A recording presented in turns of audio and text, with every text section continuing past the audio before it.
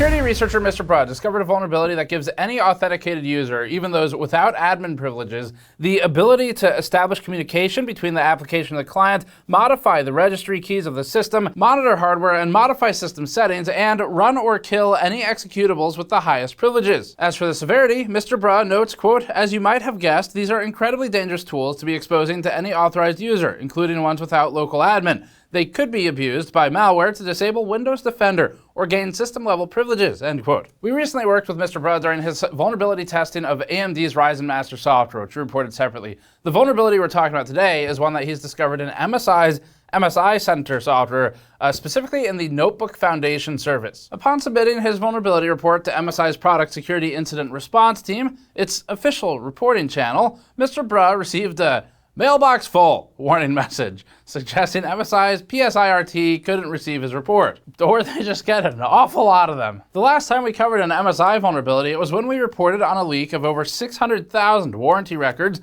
that were publicly accessible simply by searching Google for phrases like MSI warranty, which could expose the servers that were supposed to be internal, but were accidentally external. To quote Wendell, "Whoopsie doodle."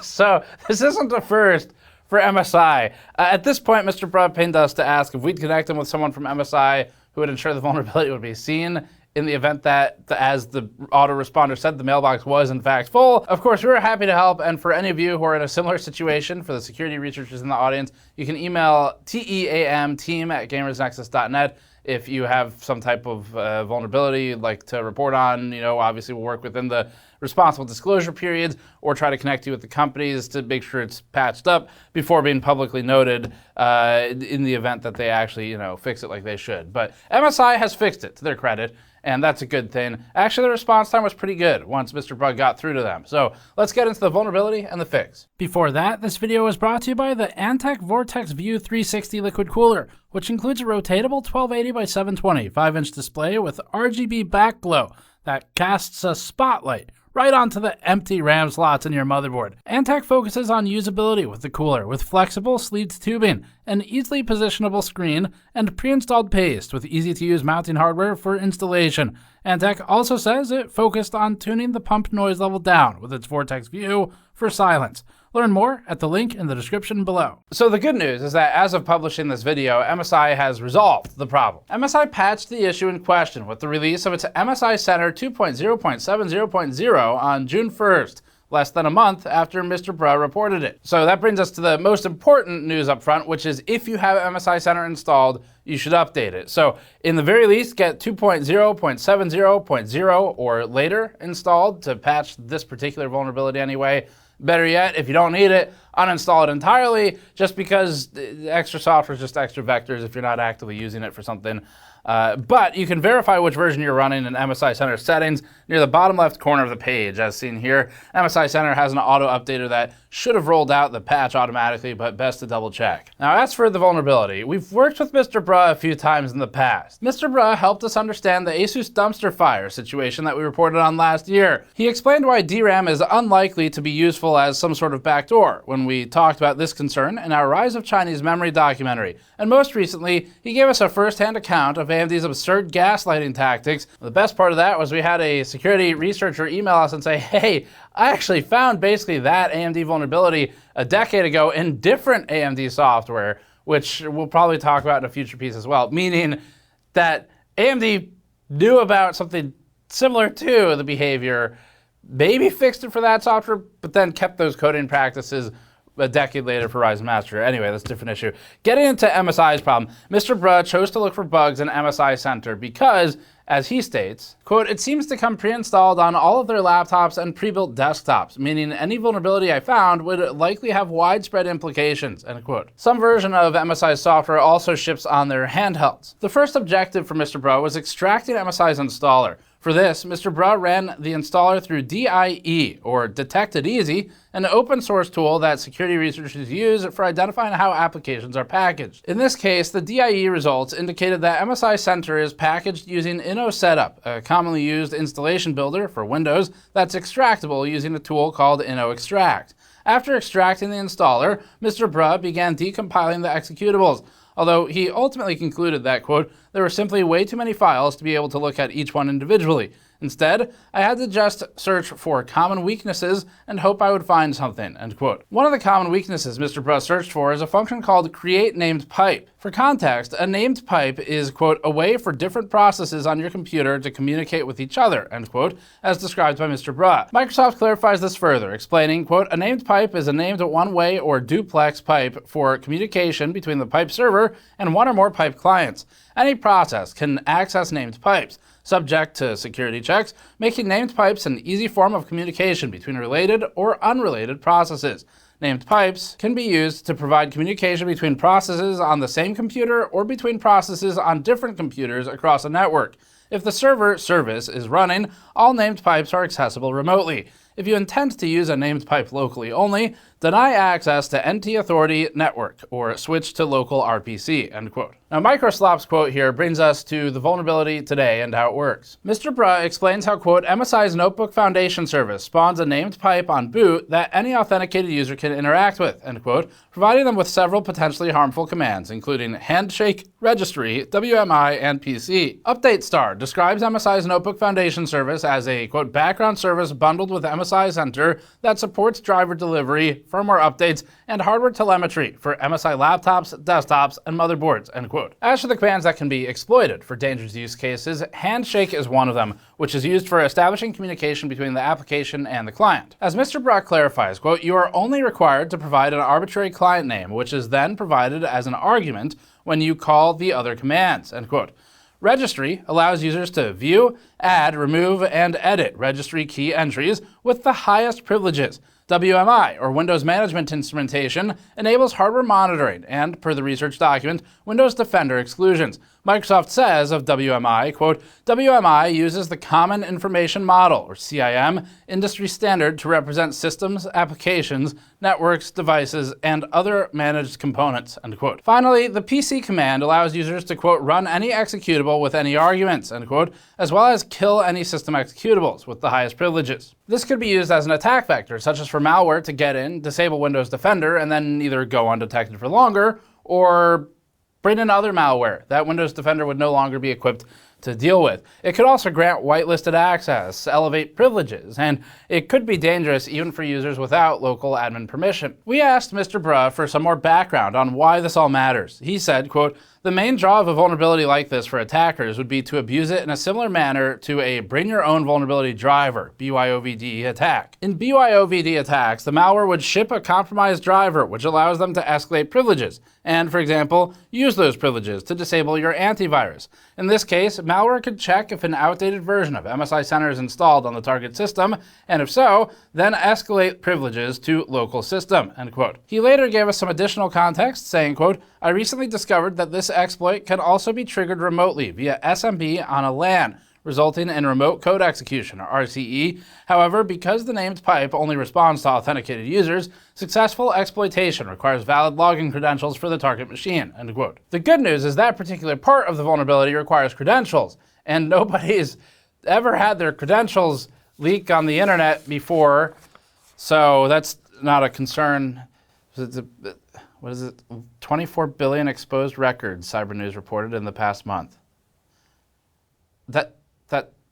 Okay, that's not the point.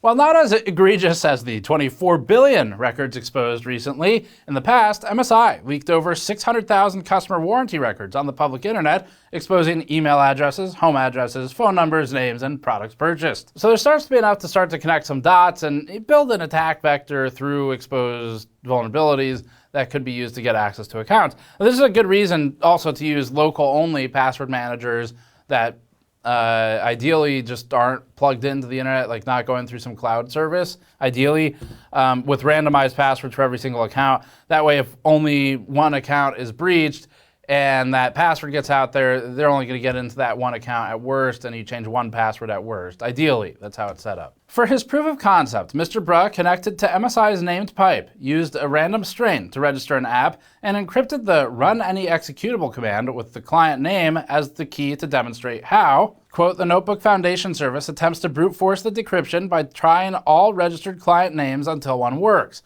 If the decryption is successful, it runs the payload as local system, end quote. He also explained this, quote, for the proof of concept I created, I only made it launch cmd.exe, or command prompt, to show it can be used to escalate privileges. However, malware would likely run an arbitrary PowerShell command or script, end quote. So now we get on to MSI's response. Oddly, the response that Mr. Burke got initially was, let me just read the exact quote from MSI's PSIRT here. I believe the quote was, quote, mailbox full. Interesting choice.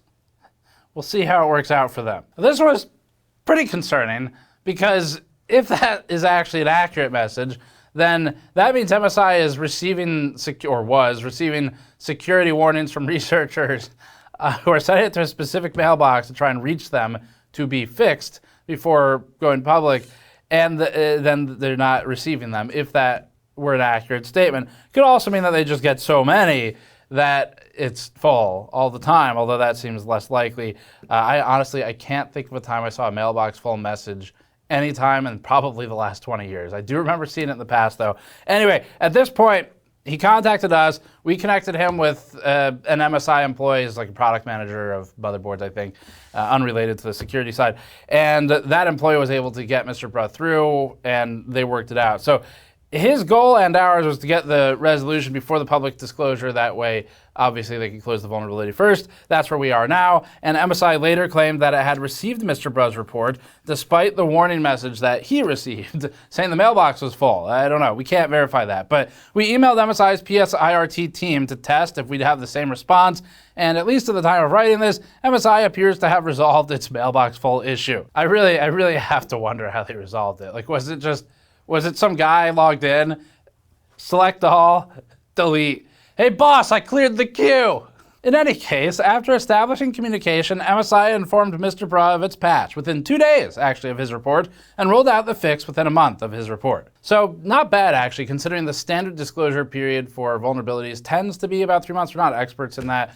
But from everything we've researched, it looks like typically security researchers and companies will agree on about a 3-month window between the disclosure and publicly noting it, or that's typically the time at which the security researchers, if they don't get some kind of response, go, okay, and they just put it out there for everyone to see. So anyway, not bad, far better than AMD's response to its own vulnerability that Mr. Burke reported on that we covered a couple weeks ago, if you're curious about that one. As for MSI's patch, Mr. Burke said this, quote, I had a look at MSI's patch for this, and they were actually very thorough in their fix for it. I'm really happy with it. Basically, they made it so that when a program tries to interact and send a message via the named pipe, it only allows programs created by MSI themselves to send commands, end quote. He also said this, quote, additionally, if you try to launch another executable using the named pipe, which is what my proof of concept used to escalate its privileges, it will only launch programs that have been created by MSI, which adds a second layer of protection, end quote. We don't have much of a conclusion for this one other than update the software if you have it, or don't use it, ideally, just because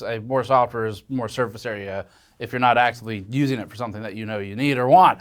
It is cool, though, continuing to work with security researchers, in this case, Mr. Burke, multiple times now on some of this stuff. I find it interesting. Cybersecurity is not a field that I am any form of expert in. The most I do is read about some of the findings people post. So it's always very educational to work on these pieces, read Mr. Burke's blog posts. I know Tannen enjoys working on these as well for the scripting and researching it. And if you're curious about any of the security or cybersecurity research, then in this case, you should check out his blog. We'll link it below. But Mr. Burke said he received no money for any of the vulnerabilities that he's reported to Google, Asus, AMD, TP-Link, Netgear, MSI, and so on. And this is basically a situation of someone who's choosing to do the right thing and learn and work on cybersecurity issues by reporting these vulnerabilities to keep users like us all more secure. Anyway, get rid of MSI Center or update it if you really need it for something. That's kind of the end of this one. And I will say at least once they fixed it, he was happy with the fix. They're relatively quick once he got past the mailbox full bouncer message that he got. But I don't know how that happens today. I feel like it's been so long since I've seen that message. Like the last time I saw that message, I think I was still using my inbox in like a plain text view because the internet was slow. It's been a long time. But that's it. Thanks for watching. Subscribe for more. Go to store.gamersnexus.net to support us directly, and we'll see you all next time.